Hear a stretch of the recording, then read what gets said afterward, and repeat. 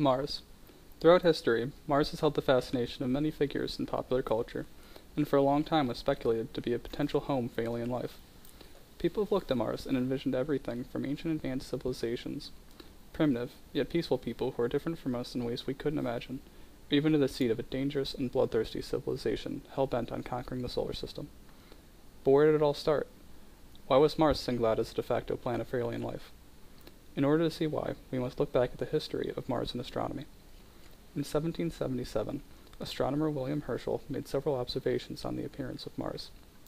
Most significantly, Herschel noticed that parts of the Martian surface were darker than others. This led him to theorize that these darker parts of the surface were in fact oceans, and where there is water there is potential for life. Thus, Herschel also came to the conclusion that there was likely life on Mars, and that might even be comparable to life on Earth. Not long after, stories of life on Mars and what it might be like began to make their way into literature, and continue to do so throughout the following years. This led to the spawning of famous works such as H.G. Wells's War of the Worlds, which featured Martian invaders in the form of deadly tripods.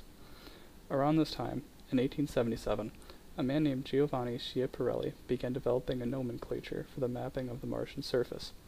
He referred to the darker streaks of the surface as canali. This led to many people envisioning the streaks as rivers or canals for water. Now that we know some of the history of the idea of life on Mars, let us look at how reasonable the idea itself is. To start, let us look at how Mars compares to Earth. In comparison to Earth, Mars is not a very big planet.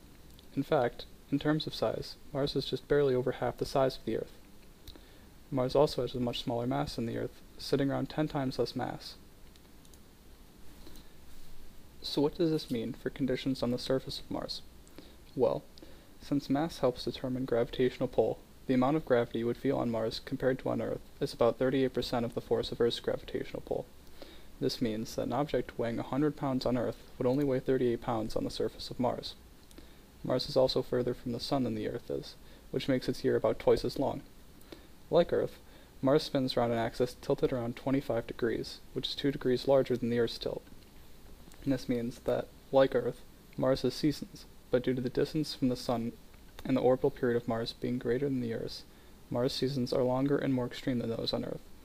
Despite what you may have heard about Mars, it is actually a vastly different planet when compared to the Earth. In fact, a more appropriate planetary comparison to Earth would be the planet Venus, which is almost identical in both size and mass. So, if Mars differs in all of these ways from Earth, why is Mars said to exist within the habitability zone of our solar system?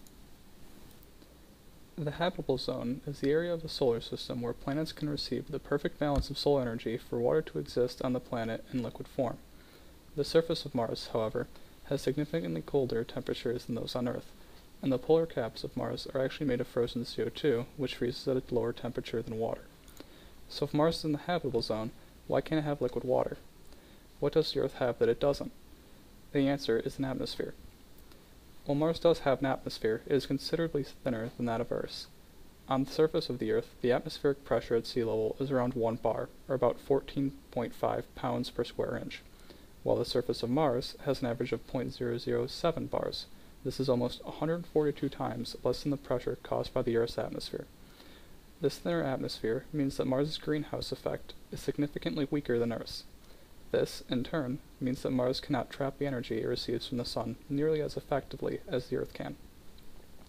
So, is Mars a source of life in the universe? The truth is, probably not. Between the low gravity, extreme temperatures, and the thin, predominantly CO2 atmosphere, the conditions for life as we know it simply aren't there. And while, even today, it is theorized that life might be capable of existing in microbial form below the surface of Mars, we won't be in any danger of an invasion from our red neighbor anytime soon.